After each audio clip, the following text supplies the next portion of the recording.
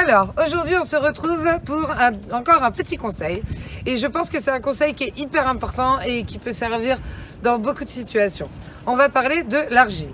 Donc, en France, vous avez l'argile verte. Ici, on a l'argile blanche, mais c'est à peu près pareil. On la mélange avec de l'eau. Moi, je l'ai préparée 2 jours avant parce que je ne l'achète pas déjà prête. Voilà. On se retrouve avec Monsieur Dracard.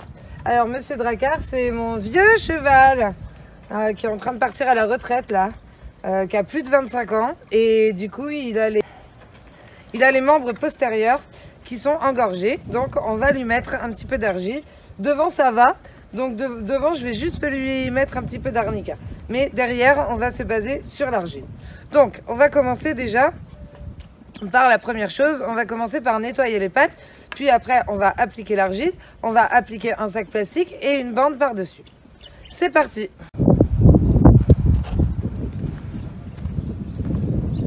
Bon, du coup, on va s'attaquer aux papates arrière à Dracard. Parce que vraiment, quand même, il est bien gonflé, quoi. Vraiment. Hein. Vous voyez là, au niveau des boulets, là. Mais du coup, là, il est bien gonflé au niveau des pattes. Donc, on va lui poser de l'argile sur à peu près... sur ça. Sur ça, à peu près. Bon, on va commencer déjà par nettoyer les pattes. On va commencer par nettoyer les pattes en premier. Et après, on va poser l'argile. Alors, on va du coup appliquer l'argile que j'ai préparée hier. Je vais déjà enlever le surplus d'eau. La plante, elle va être contente. Et voilà.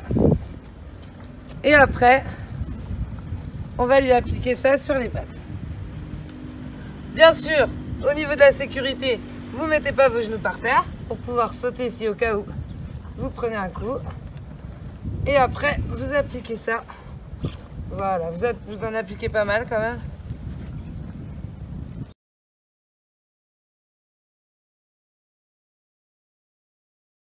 Voilà. Maintenant qu'on a une bonne dose d'argile d'appliquer, on va prendre le sac plastique. On va prendre un morceau de sac plastique qu'on va venir surtout dans la zone qui est le plus gonflée. Voilà. Et on va venir le coller dessus.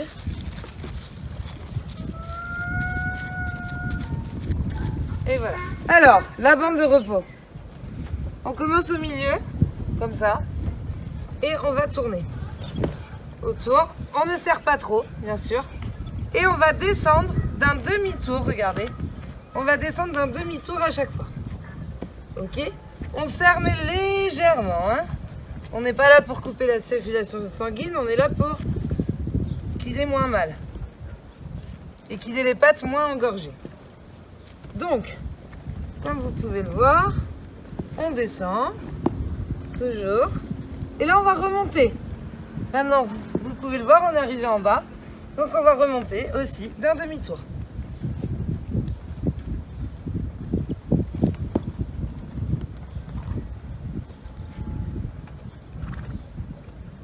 Et on fait attention de ne pas mettre de plis.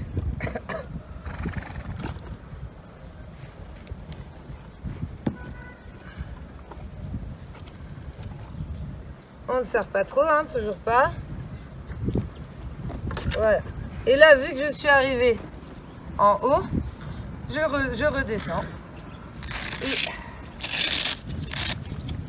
Et je vais venir fermer la bande. Voilà. Voilà. Et donc ça, on va lui laisser une nuit. Et demain matin, on va lui enlever et nettoyer avec de l'eau ou alors, ça dépend. Soit on nettoie avec de l'eau, soit vous pouvez aussi laisser sécher et y aller après tranquillement avec un bouchon. Alors pourquoi on met un sac plastique? Eh bien ça permet de mettre sur l'argile qui est humide et donc du coup ça va chauffer et permettre de le soulager au niveau des douleurs et sûrement aussi que ça va permettre de dégonfler. Donc j'espère que ce conseil argile va vous aider. Franchement, dès que vous avez une boiterie ou quelque chose, même pour vous, hein, cette façon de faire, vous pouvez aussi le faire pour vous. Bien sûr, mettez pas des bandes de repos de chevaux parce qu'elles vont être un peu grandes pour vous, mais avec une bande blanche, ça marche très bien. Donc n'hésitez pas vraiment à l'utiliser, c'est un produit qui coûte pas très cher et c'est un produit qui est vraiment très pratique. Du coup, comme je vous l'ai dit au début, vous pouvez aussi l'utiliser pour votre cheval. S'il a par exemple de la diarrhée, vous pouvez lui en faire ingérer dans la ration et ce qui va lui permettre de faire un effet plâtre. Vous pouvez aussi l'utiliser pour des plaies, n'importe quelle plaie, surtout quand il y a des mouches. Moi j'ai tendance à l'utiliser quand il y a beaucoup de mouches. Comme ça permet que vraiment ça fait une bonne couche sur la plaie et ça évite que les mouches ne viennent trop l'embêter. J'espère que ce conseil vous a plu. Moi je vous dis à demain pour le prochain conseil.